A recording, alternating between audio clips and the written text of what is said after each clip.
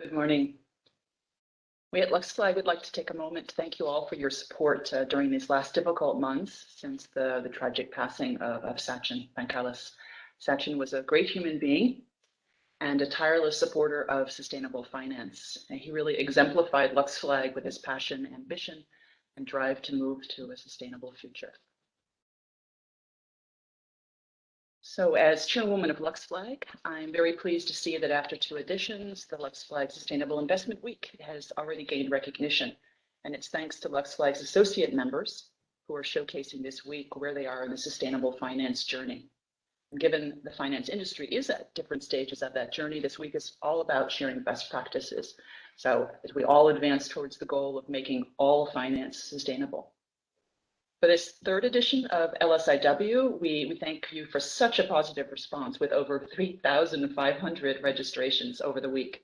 It's really amazing, and I'd like to thank our host partners and our media partners. 25 sessions over the week cover the latest trends and the most pressing issues in sustainable finance.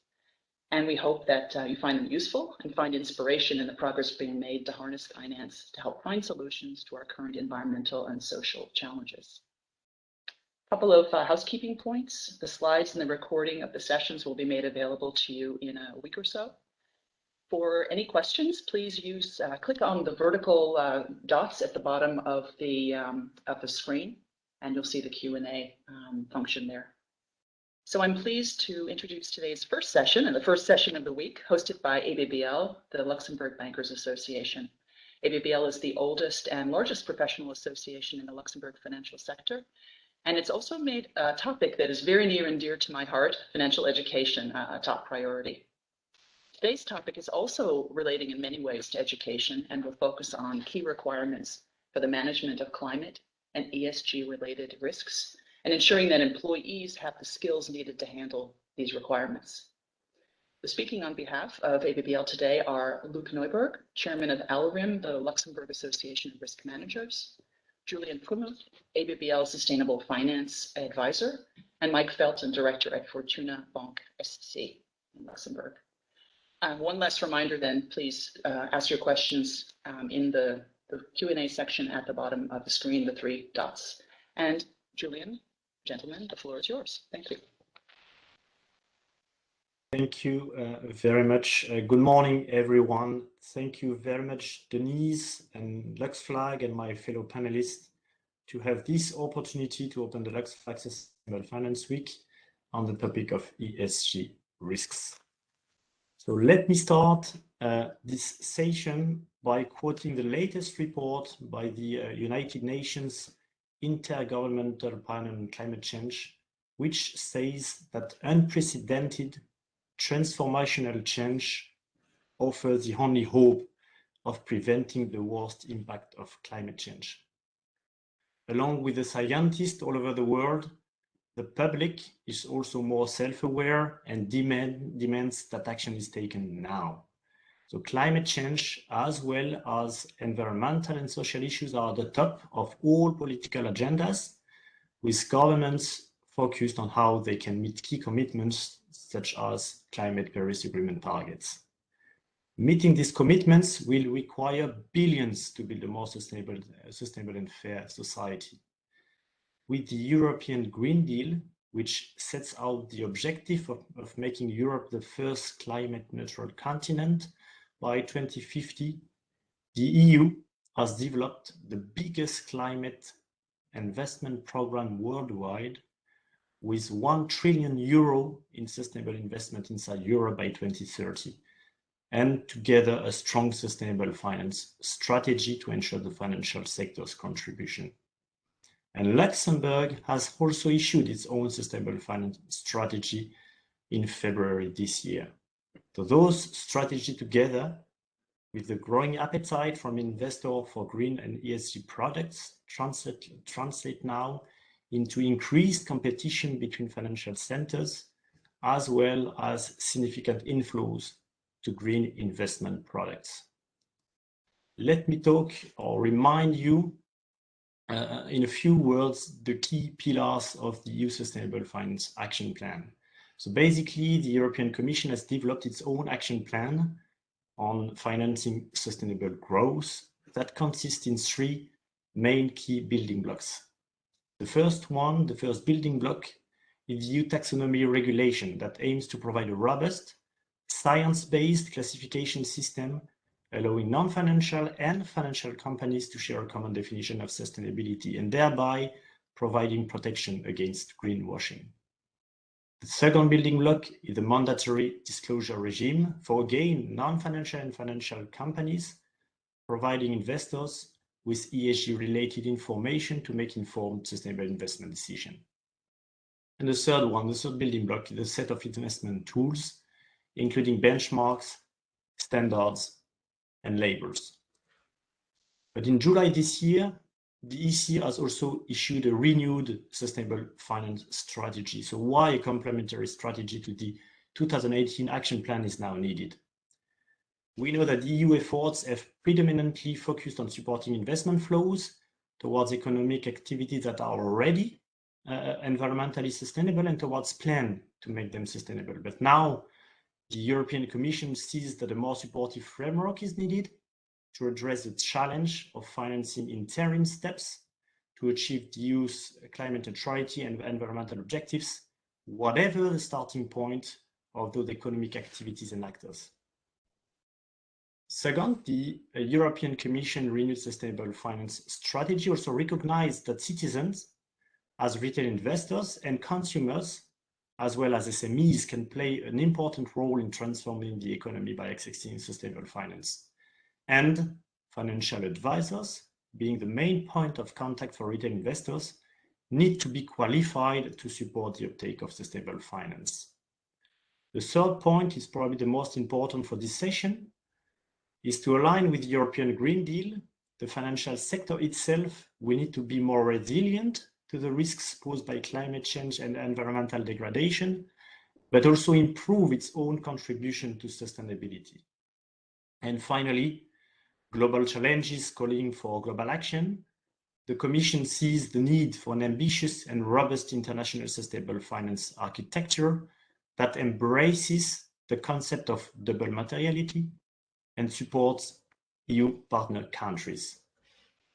That means that the renewed sustainable finance strategy is built on four main areas. So the first one is the extension of the existing EU taxonomy and toolbox.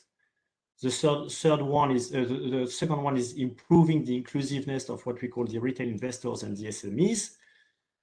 The third one is the key pillar that we would like to go through in this session is to improve the financial sector resilience to sustainability risks, as well as improve the contribution of financial sector to sustainability overall. And the fourth main areas is about fostering global ambition and international collaboration. So we try to represent the different regulations affecting the financial institutions from the EU Sustainable Finance Action Plan. So basically, starting from the right side of the slide, you will see that you and all the banks, asset managers, and insurers will have to capture many ESG-related information from both financial and non-financial companies to comply with their own disclosure requirements and to provide advice to their clients considering sustainability risks as well under the sectorial legislation like MiFID II. But those ESG-related information will also be taken into consideration by banks, credit institutions, insurers, to properly manage the risks that those risks might pose, might affect them, but also the way they will also affect the sustainability factors, what we call the adverse, negative, positive impacts. So exposure of financial institutions to ESG risks could not be ignored anymore. So that's for sure, because regulators as well as a society are increasingly looking to understand financial firms' practices in the area of sustainable finance and sustainability risks. So climate-related and environmental risks can translate into what we call physical and transition risks that may turn into financial impact on banks' balance sheet and profitability. And these risk channels are drivers of conventional risk types such as credit market and operational risks, and as such, they may present new challenges for risk managers' practices. So for them, this means identifying ESG risk factors that may turn into financial losses, measuring the size of the exposure to these risks, conduct where possible climate scenario analysis and climate stress test, and apply risk mitigation and monitoring techniques like reducing carbon intensive exposures. So the risk management structure would be dependent on the nature and the complexity of the bank's activity, and thereby the type of ESG risks to which they are exposed, the industries in which they invest and lend money to, and their stakeholders' interests. So if the need for improving financial institutions resilience to ESG risk cannot be ignored anymore, regulators will also take further steps to improve its own contribution to sustainability, and this is what we call the double materiality perspective. So let's go through the several regulatory initiatives that are already required financial institutions to act now. Regulatory and supervisory expectation on the integration of ESG considerations by financial institutions have clearly intensified, as shown by the number of recent initiatives and publications. First, they have set a legislative framework for improved sustainability-related disclosures that investors are looking for better understand the nature of these risks firms are exposed to and to price them accordingly. So to this end, the Sustainable Finance Disclosure Regulation requires investment firms, banks, and insurers to be transparent about the sustainability risks in their portfolios.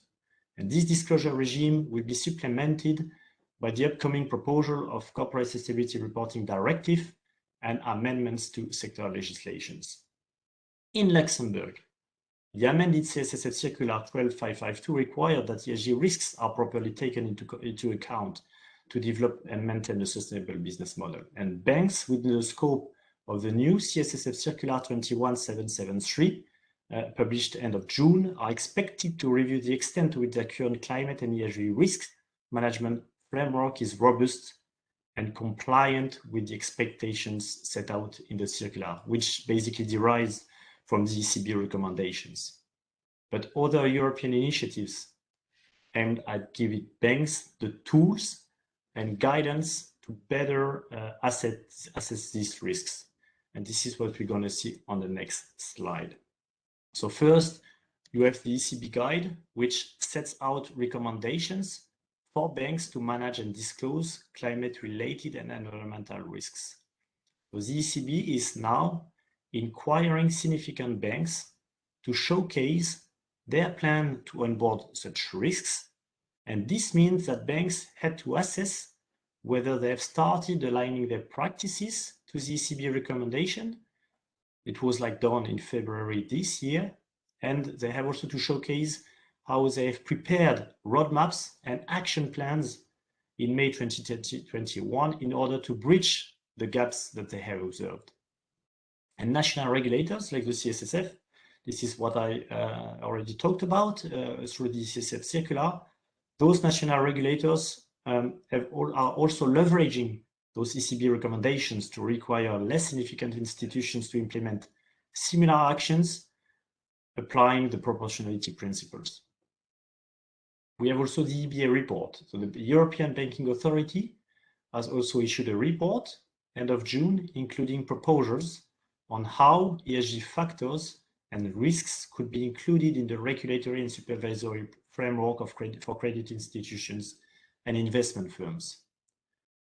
BCBS BlackRock. So in April this year, the Basel Committee on Banking Supervision, they issued 2 climate-related reports on how climate-related financial risks can arise and impact both banks and the banking system. So in short, just like the study of BlackRock released this summer, the BCBS report summarizes much of the existing literature around ESG risks and show that while significant progress has been made in the assessment and the qualification of climate-related financial risks by banks and their supervisors, further work remains, especially on methodological and quantitative issues to properly assess how climate change risks will impact the financial system before these risks can be properly incorporated into banks' regulatory framework.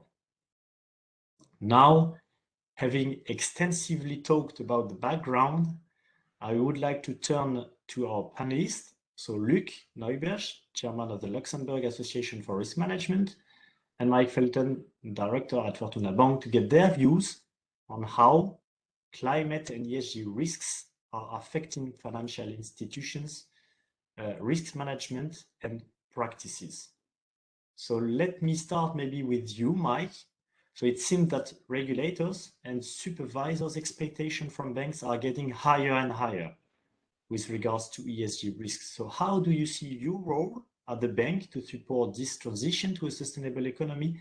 And what would be, in your view, the challenges and priorities that lie ahead for the banking sector? Okay, thank you. First of all, good morning to everybody. And to get immediately to your question, because I think the time is a little bit short, I think the role of the banks in this transition is a very interesting question. But first of all, we need to ask ourselves in the banking sector, where are we for the moment? So are we part of the solution or are we part of the problem? The answer should be double now. I think many banks are still financing activities or sectors which are not sustainable, which are not green yet. So we're just at the beginning.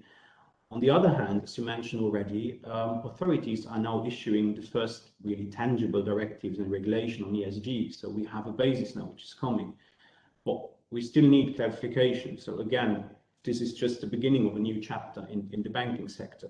So banks should have everything in their own hands now to determine how the regulators will react in the future. I think we're talking environment and nature. So if we just try to draw parallels with physics, we could apply the Newton law of action and reaction. And I think the action of the banking sector will just drive the reaction of the regulator. Let me explain myself. I think if the banking sector will be too slow now for setting up all the ESG risks, and I think with all the news on catastrophes through the world, we see that we need to react quickly. So if we are too slow, or if there are banks which are thinking that they don't need to do it, the reaction of the regulator will be stronger regulation and forcing banks to react. And for me, in my opinion, this is the last resort solution. I prefer always having an option and working in that direction than being forced to do something. And you mentioned it before, Europe wants to be CO2 neutral in 2050. So this is tomorrow for us, for me. This means we need to start immediately, and that's one of the first big challenge for the banks, I think, is we need to get on quickly and set up everything we need. Now, let us be honest, I think the banking sector will not save the world. We cannot do this by ourselves just.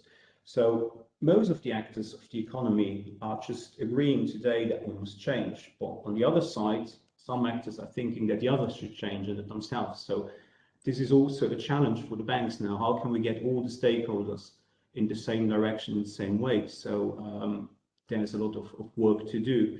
And I think also the consequences will not to be supported only by the banks, but for everybody. And there will be consequences in these changes. So the role of the banks, I think we can be a catalyst for driving the transition. So we are an important element in the value creation of economy. So we can act in different levels. We are lenders, as banks, we are investors. So on these levels, we just can try to drive our stakeholders, as it is clients or partners, etc., just to be more sustainable. And that's a challenge for the banks, how we can do this. So for me, it's just setting up a culture of ESG.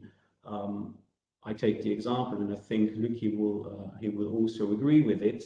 Years ago, before the banking crisis, risk management was just seen as a cost center. So people were saying, okay, risk is very expensive and we don't need it. So it was just put a little bit by the side. Then we had the crisis and regulators stepped in and they fixed the rules a little bit more severe, and banks were forced to put things in place, and they did it, which had also a cost. And nowadays we have this risk culture in the banks, so nobody is going against the risk anymore. And I think for the ESG factors, this is the same.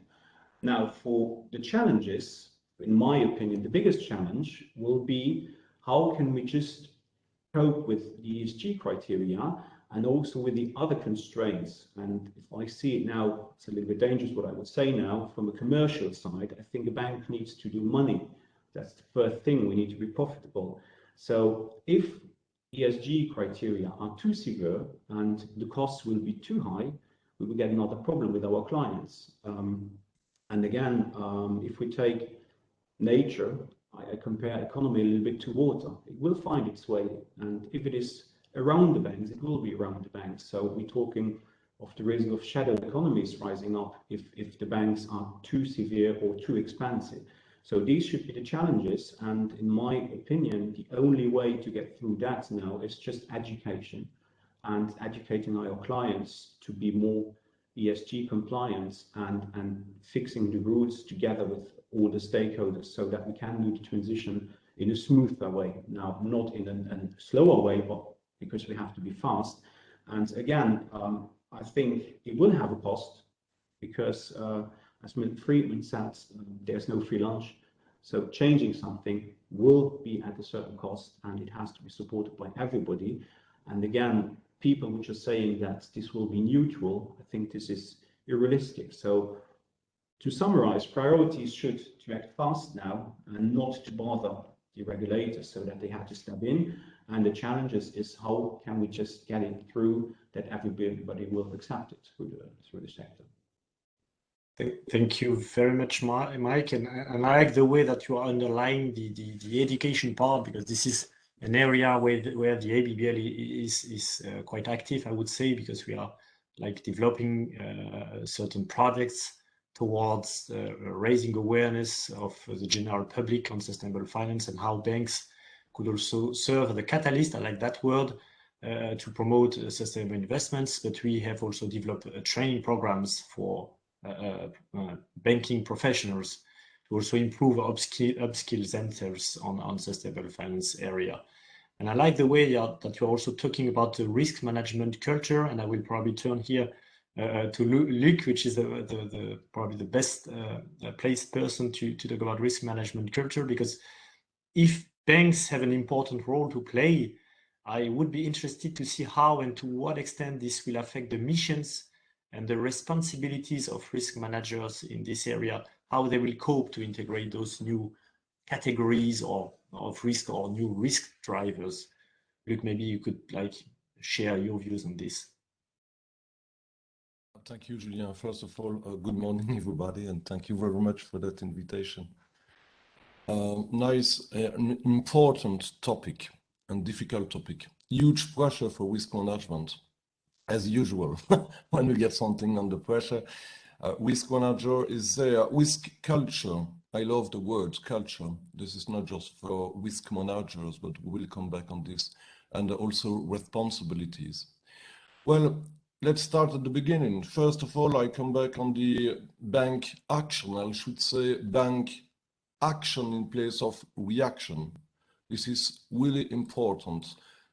If we just react, it's not enough. We have to act, and we have to show some result. Well, let's say that in Luxembourg, the financial place gets almost 25% of GDP, meaning that, well, banks is a really important part of the solution, if solutions there is. We need to do something urgently. Why? As usual in finance, you know that a cowboy behavior will lead to sheriff reactions. And I do think that the environment on regulation is really, well, it's really high. It's not time to increase that environment because someone will react again as cowboy. And in other words, if nothing is done quickly with observable impact, regulator will force capital requirements in linked with ESG risk and therefore decrease profitability. Mike was talking about profitability and therefore increase cost for clients. and decrease the possible real action. So it's a negative feedback loop.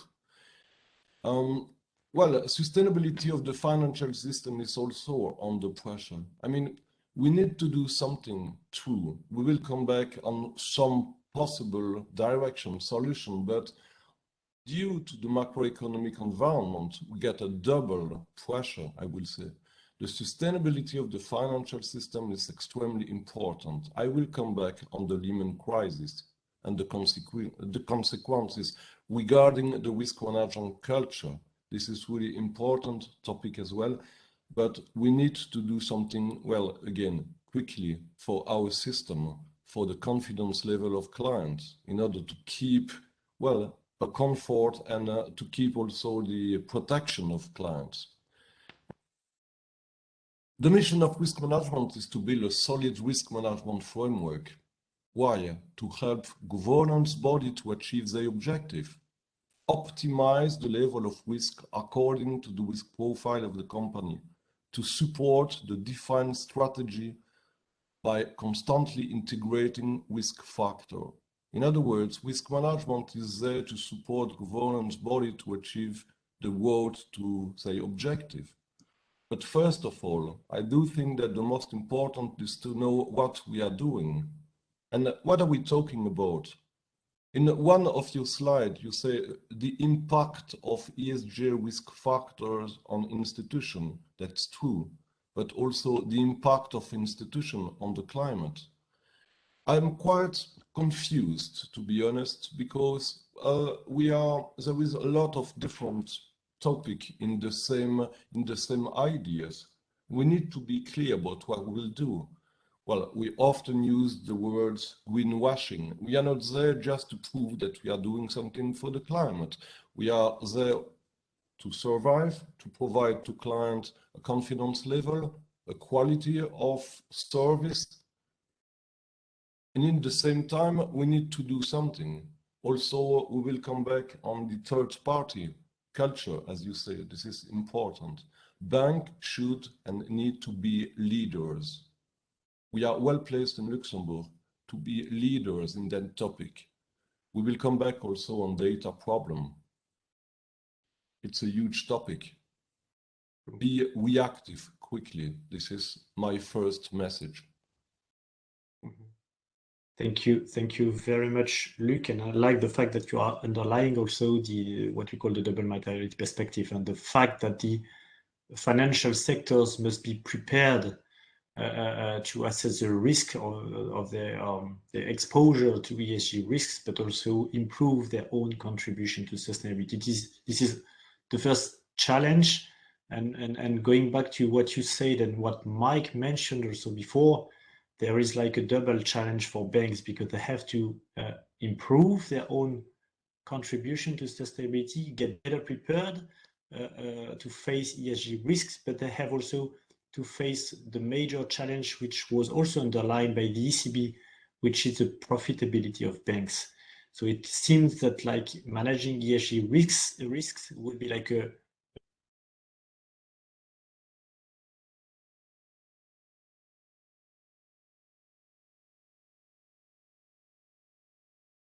that cost would be related to the maturity of ESG risk management or measurement tools and approaches. How do you perceive this maturity today in the market when discussing with risk managers? Would you say that we have already quite mature in using ESG risk measurement tools and methodology, or we are far from that? Luc, Mike, happy to get your views.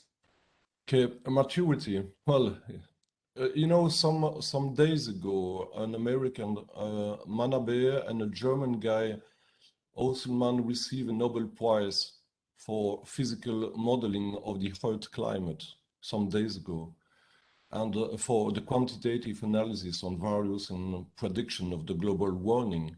Let me remind you that the VRR used in every financial institution, even in insurance company now, since 10 years in investment funds industry and more for banking industry. The first discussion, it was a requirement of the regulator in US in 1929. after the big crash. It's only operational since some years. Back to another type of risk, liquidity risk. You know, after Lehman crisis was considered as a liquidity risk. And 10 years after, now we still get no well-accepted methodology to measure the liquidity risk. Another place for a Nobel Prize. Now if you ask how I perceive the maturity of ESG risk measurement, I'd like to say, provide me with precise objective. No, it's not well mature. It's like a children still unable to work. Maybe my small children will get a Nobel Prize on the measure of ESG risk. Unfortunately, we get no time. We need to do something urgently, which does not mean that, again, we need to react as cowboy. Data issue, it's a really important topic. We observe at the moment a huge business offer from providers concerning data, because model need data. Previous a measure, we need to define what we are doing. Are we measuring our impact on the climate? That's important. We are also in the same way measure the risk on the institution, but we cannot do this in the same time both. And when I am reading text from Eba, text from regulator, I observe that there is a kind of mix between the objective. Because this is not well mature, what are we doing? That's the question. Second point, strategy, objective. Risk managers are not there to define strategy and then to measure the way to achieve those strategy. We are there to support, optimize the risk level in line with the strategy. But the strategy should come from the board, of course. We need to be clear. Absolutely clear. What do we plan to do? Not just providing marketing argument for clients. This is more important. So the maturity of measurement tools are, of course, still not there. We are thinking about some method. Again, we will come back on the data problem, which is one of the, biggest problem at the moment. But data is not also just the solution. I'm afraid to observe in the last Eba document that they do mention some rating agency. Back to credit risk. They provide the name MSCI, they provide S&P, great. What about Europe? They did not mention LuxFLAG or Scope or European companies. And I'm sorry to say that previous, during and after Lehman crisis on credit risk, those rating agencies were there. And absolutely no impact on this. We still believe them, use them, and are we going to go on the same direction for ESG risk? I just hope not, because otherwise, again, data will be the biggest data provider, will be the biggest actors of the game. We need to think previous the data, what do we want measure? Simply, not in a complex way that nobody would understand. Simply, let's say simple, what are we doing? VRR, it was just one question from the regulator, provide me with one number that resumed the market risk. And I did not observe the simple question to resolve. So, okay, we can construct extremely complex methodology, but it's quite early. Well, it's not mature. Okay, thank you. Maybe just before you react, Mike, first I would say that Luc, I guess that you still have time to get a Nobel Prize on ESG risk modeling. Yeah? Be confident. So. Yeah. You can work on it for sure. Don't let the Nobel Prize to your children. But I like the fact also you are like underlying the ESG risk rating agencies or the risk rating agencies, because there are like a couple of initiatives within the renewed sustainable finance strategy to frame the way they're like incorporating ESG risk. And I hope that maybe a good EU or efficient EU framework will be also developed to support EU credit rating agencies in this area. But you have also mentioned the objectives and the strategies setting that needs to, I would say, goes first before risk managers could really act to take into consideration ESG risks. And so, like Mike, I will let you react on the previous questions, but I would like also to see how those objectives, those strategies are also considered at the board level or with your senior executives when defining or taking into consideration ESG. Is it something which is already discussed at the board level? I would like to get your views on this.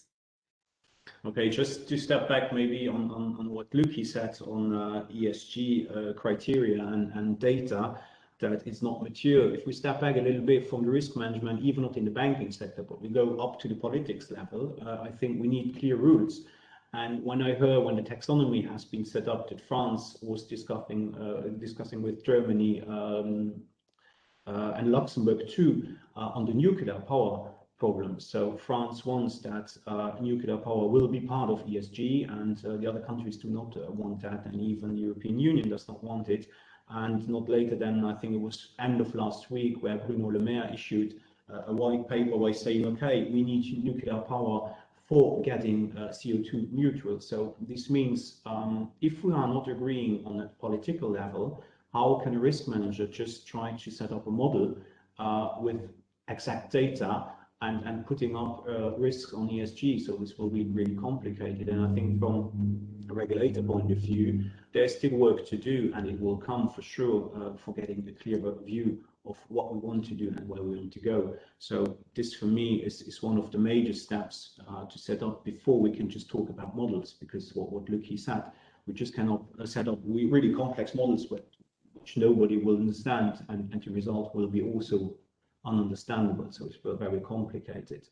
Now coming to the part of the stakeholders and more on the board levels, I think we have the same issue. It's not mature yet.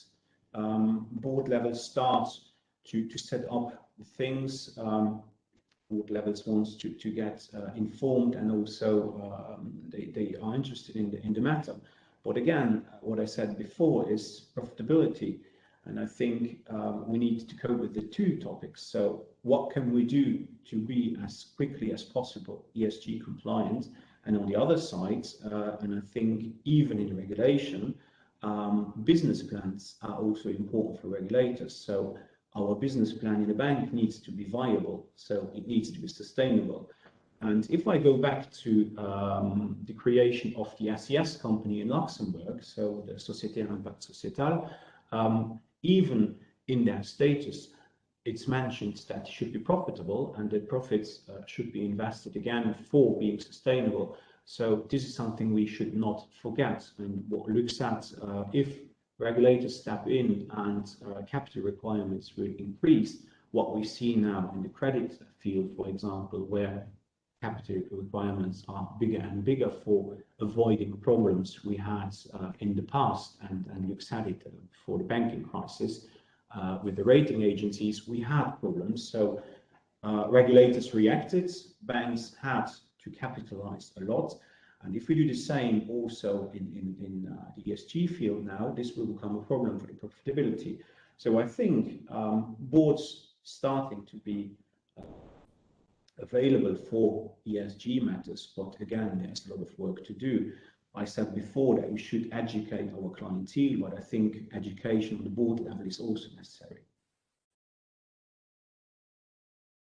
Thank you, Mike. And I heard that also the communication on nuclear has been released yesterday by several governments as well to consider nuclear as part of, I would say, the solution to meet this climate neutrality from Europe. So yeah, this is clearly on top of the agenda. And given the rise of the current energy prices, I would maybe ask the tricky question that would you consider that ESG, climate and ESG related risks are properly priced for the moment? Is it something you might maybe share some light or your views on? I don't know if you want to start. Luke.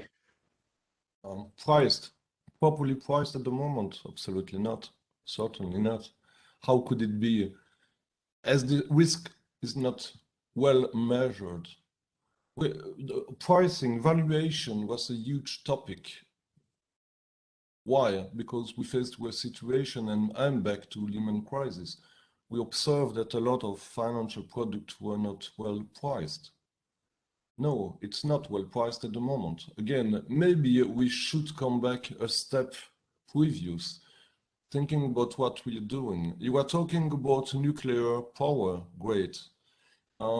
Huge discussion, gray zone, because some country produce machine and nuclear power. Okay, great. The problem is, let's going back out the regulated finance.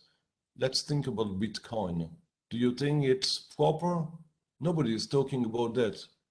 What about the quantity of energy required for Bitcoin? This is our enemy. Shadow banking, non-regulated finance. Okay, so we need quickly in Europe to be leaders and type of idea. If one country say nuclear power is okay, the other one say no, well, what about the confidence of clients? And for us, this is also dramatic, because for banks, in which product can you invest? What type of service can you provide to clients? And you ask me if it's priced at the moment. No, it's not. Again, I come back on the data issue. Well, we observe plenty of providers taking the opportunity to provide data, but are we sure about the quality of data? No, certainly not. The only effect at the moment is the cost of data increase. And who pay the cost of data? Client, of course. It was exactly the same with credit risk, with liquidity risk as well. And for each type of risk for which we need to measure, we need data, and data are costly. And finally, again, the client payer. Sustainability of the financial system is not for the banks themselves, this is for the client. And remember the story some months ago where some investor in Bitcoin go to the SEC to say, oh, we get a problem. The SEC did not react. We are talking about protection, and the protection will come on a regulated world. Otherwise, we face with an issue, a huge issue. So the pricing is linked with definition. What do we plan to do?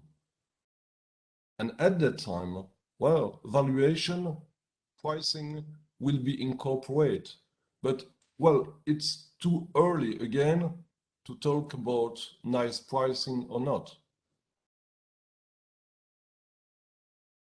Thank you, Luc. But maybe a place for another Nobel Prize on ESG risk pricing. Mike? Yeah, I think we talked a lot about investment now on that side, but if I go on the other side, on the lending activity, which is also a huge business in banking, an exact pricing of ESG risk in the lending sector for the moment is not existing, but we had a huge discussion with our risk managers. How can we price this? And if I take a very simple example of a client who comes to a bank for getting a mortgage loan for building a house, there the problems are starting already. Luc said it, we need clear rules, we need clear definition, and we need clear data. First of all, from where do we get the data? So from the client, is this data correct or not? So that's the first step we have to check. So if we get data which is not correct, we will price something which is mispriced by the end of the day. That's the first thing. And then for granting the credit, how far will we go? Do we just go on the client level by saying, is the client ESG compliant? Do we go in the construction company? Are they ESG compliant? Do we go to the provider of raw materials? Are they ESG compliant? And then we can check if they are socially compliant, etc., etc. So we can go very far. And there is the big question, where do we stop? And in my eyes, this will have also a cost. So if we need to get these costs paid by the client, we have the problem what Lucky said before. Clients will try to find another solution. And if by the end of the day a non-ESG compliant credit will be cost 3% of interest rates per year, and if you compliant it's 1.5, we have also a problem. So a client who wants to get this 1.5, he will try to get it. So maybe there will be a bank which is not playing the game, have again the regulator problem, or we go to the shadow economy, to virtual currencies, etc., for getting the money over there. And so this, for me, is a huge problem, how we can price correctly without the data and without knowing exactly where we want to go. So for me, pricing is not correct until now. It's not existing for the moment, let's say. Just a remark what Mike comments. This is, well, I will not put pressure on regulator because we need to act ourselves, previous an action or reaction from the regulator. I'm not, so in Luxembourg, we had the ABBL, we had LuxFLAG. This is the idea. We need to work together to provide something. We are leaders, we could be leaders. We will come back on this with the Luxembourg Stock Exchange. We do have a huge opportunity to do something.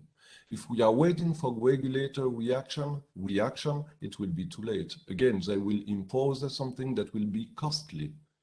If we do something properly, that will provide some impact, because I will also come back on the notion of impact in place of risk. If we don't do something extremely quickly, time is over. It will be too late.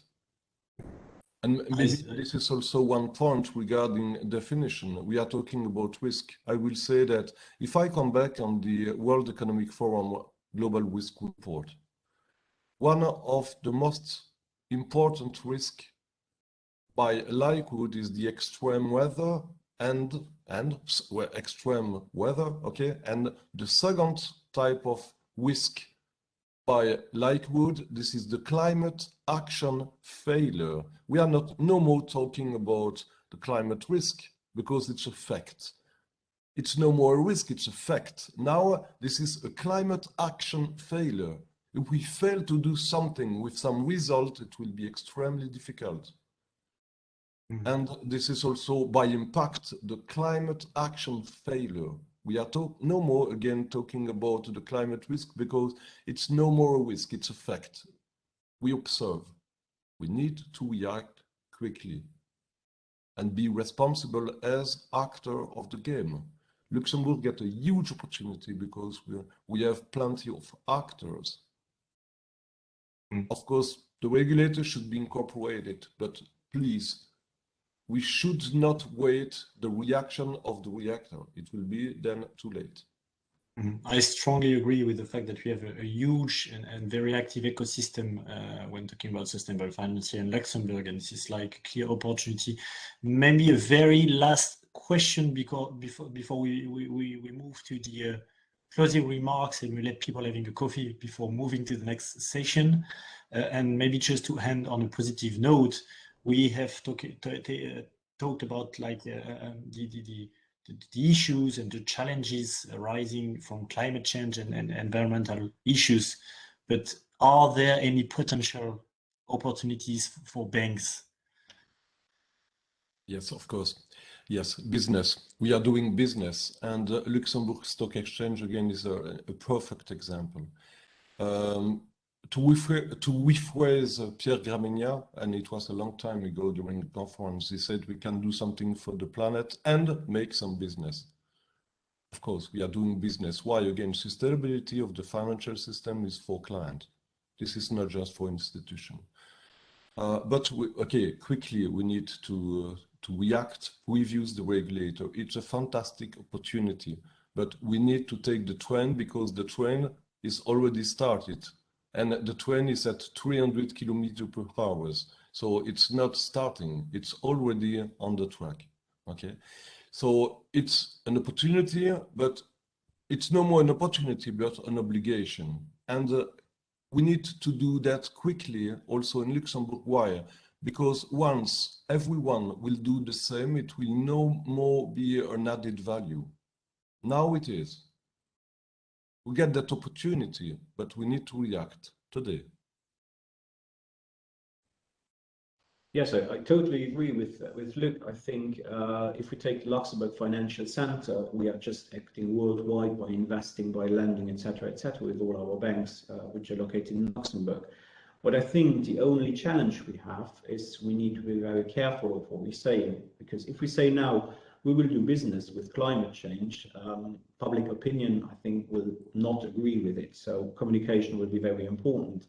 And also what Luc said, we should be a forerunner of all this, because now we have the advantage of being one of the first ones to be compliant and to set up everything we need. If everybody is doing the same, so there will be no advantage anymore for being in Luxembourg. But I think we can, in a wise manner, set up a really interesting business case with sustainable finance and ESG. Thank you very much, Luc and Mike. I will try to just share key takeaways, and then I will hand over to Denise. I will try to be quick. So I now have like noted two key words. I would say profitability and sustainability. So one of the major challenges for financial institutions remain the profitability and the risk of climate action failure, and not to properly integrated ESG risks in their strategy could lead to additional regulatory and supervisory pressure and actions that could be avoided, according to Luc, if we have like proactive and pragmatic approach, and this could be clearly avoided. So there are several important steps forward already, but many challenges remain. Should regulator go further still, this is up to the banks to react and to act on this. So the message is loud and clear from the latest answers that we have provided. We need collaborative action, clear commitments from all stakeholders to work together and accelerate the transition, bridge data gaps, define and apply pragmatic methodology and strong political support. The sustainability factors are game changers, and that require upskilling staff and raising awareness among clients, boards, society overall, and banks have a key role to play in this journey. That would be my key takeaways from that excellent panel. Thank you both. Thank you all. I agree. That was an excellent panel. That was an amazing amount of topics discussed in a relatively short period of time. And certainly to the point of working together. I mean, this is something that obviously Luxembourg has done very well in the past. If I look at UCITS, for instance, as an example, but there are many examples. So I think working together is something we do well and we should continue to do, of course. So thank you again to the excellent speakers and to ABBL for hosting this session. Big thanks to the LuxFLAG team as well for making this all happen. And finally, I'd like to end the session with a quote that we saw earlier that I hope will resonate with everybody. You know, we now understand that sustainable finance is not just another type of investment, it's a complete shift of mindset. And I think we discussed that as well in this session. So thank you. Thanks again very much. So our next session will start at 10, hosted by Alan and Overy, and focusing on ESG, sustainability, and the future of pensions. Thanks again, gentlemen, very much, and see you soon. Thank you very much, Denise. Thank you very much. Thank you all.